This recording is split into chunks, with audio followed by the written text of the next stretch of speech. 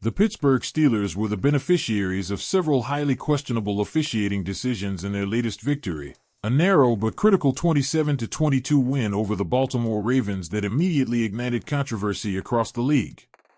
What should have been a straightforward AFC North battle between two old rivals instead became a game overshadowed by flags, replay reversals, disputed interpretations of the rulebook, and a growing list of moments that the Ravens, and even neutral observers, have argued significantly altered the course of the matchup. As Baltimore head coach John Harbaugh made abundantly clear in his post-game availability, the frustration within the Ravens organization did not calm down after the final whistle. In fact, the indignation only intensified once the league privately acknowledged at least one of the controversial calls was made in error. One of the most impactful officiating moments of the day came during a Pittsburgh field goal attempt. In what at first appeared to be a routine special team sequence, Ravens defensive lineman Travis Jones rushed through the interior line and made direct contact with Steelers long snapper Christian Kuntz, knocking him backward and onto the turf.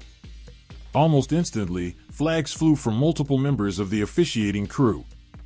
The call announced on the field was roughing the snapper, a 15-yard personal foul penalty that not only erased the failed field goal attempt but gifted the Steelers a fresh set of downs deep in Baltimore territory.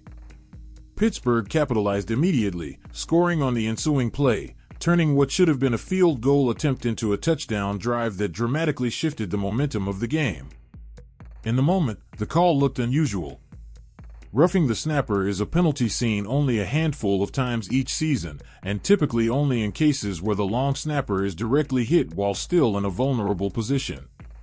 After the game, the officiating crew stood firmly behind their decision. Referee Alex Moore explained the call by citing the exact rule protecting long snappers during kicking plays. The snapper by rule is a defenseless player, Moore clarified. So, the contact would be unnecessary. Basically, he ran him over. Moore emphasized that because Kuntz had his head down and was still completing the snapping motion, he was entitled to protection against certain types of contact for a designated period. According to the crew's interpretation, Jones violated that protection window. However, the story did not end there. In the aftermath of the game, as Harbaugh reviewed film, spoke with league officials, and sought clarification on the ruling, he was told by the NFL that the call should not have been made. According to Harbaugh, the league privately admitted that the officiating crew botched the call.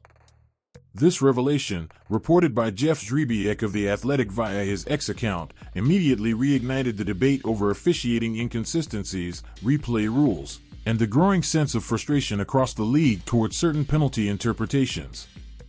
For Harbaugh, the roughing the snapper penalty was only one item on a list of officiating decisions that he found egregious. Throughout the game, there were multiple reviews and rulings that appeared to lean heavily in Pittsburgh's favor. An interception that Baltimore believed they secured cleanly was overturned after a lengthy review.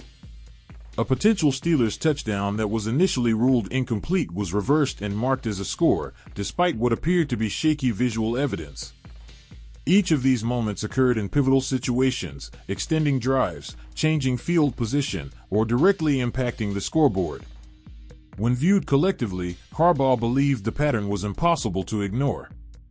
In his comments to the media, the Ravens coach did not shy away from expressing his irritation, not only with the calls themselves but with the broader issues surrounding how NFL rules are currently interpreted.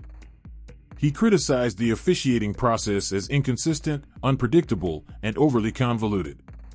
He described the league's explanations as clear as mud, indicating that even after meeting with league personnel, the coaching staff felt no closer to understanding how certain calls were justified. "That's how I feel about it," Harbaugh said, frustration evident in his tone. "We had a conversation with the league office and we appreciate that. It didn't clear anything up.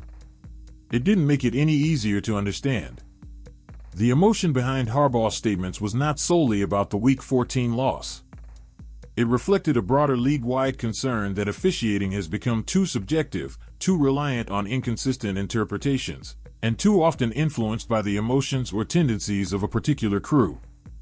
Harbaugh has long been known for his detail-oriented approach to the rulebook, and for him to publicly critique the system so harshly underscores just how baffling the calls must have seemed. Even outside of Baltimore's locker room, the chatter surrounding the officiating grew rapidly.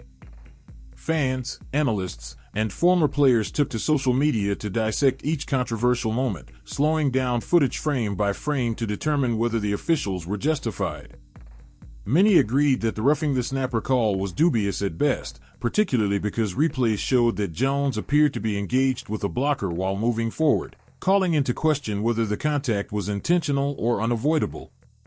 Others pointed out that Kuntz had completed the snapping motion and had begun his blocking movement, meaning he may not have met the criteria for defenseless protection at the moment of impact.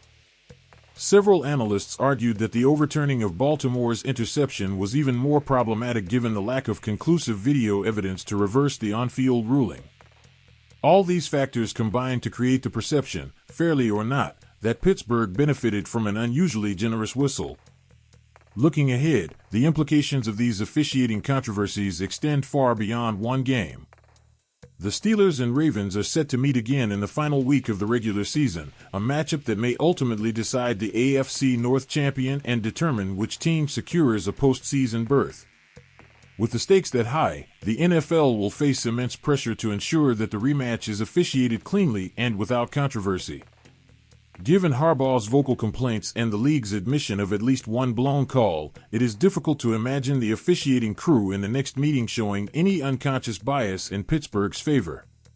In fact, many observers believe the league will be hypersensitive to the perception of favoritism, potentially resulting in a tighter, more conservative whistle against the Steelers in the rematch. From Pittsburgh's perspective, the win remains valuable regardless of outside criticism. The Steelers improved their record, strengthened their position atop the division, and kept control of their playoff destiny. Yet even the Steelers' coaching staff quietly understands that the officiating narrative will follow them into the next matchup. They know the Ravens players feel wronged, and a motivated, angry Baltimore team fighting for its postseason life is always dangerous. In a rivalry as heated and physical as Steelers-Ravens, every perceived slight becomes emotional fuel. When the Ravens arrive at Acrisure Stadium to close out the 2025 regular season, they will not only be playing for the AFC North but also for vindication. Meanwhile, the Steelers simply hope that their performance in the rematch speaks louder than the noise surrounding the officiating. They want to prove they can beat Baltimore without the controversy, without the debate, and without the questions. And the Ravens, for their part, will enter the game determined to ensure that the outcome is controlled by execution rather than interpretation. Both teams will step onto the field with different motivations but the same objective: win the division, punch their ticket to the postseason, and silence all doubts. Whether the officials become part of the story again remains to be seen, but after Week 14, the NFL will be doing everything possible to prevent history from repeating itself. Let's hope the Steelers beat the Ravens again, and that there's no doubt about our victory. Thanks for watching and see you soon.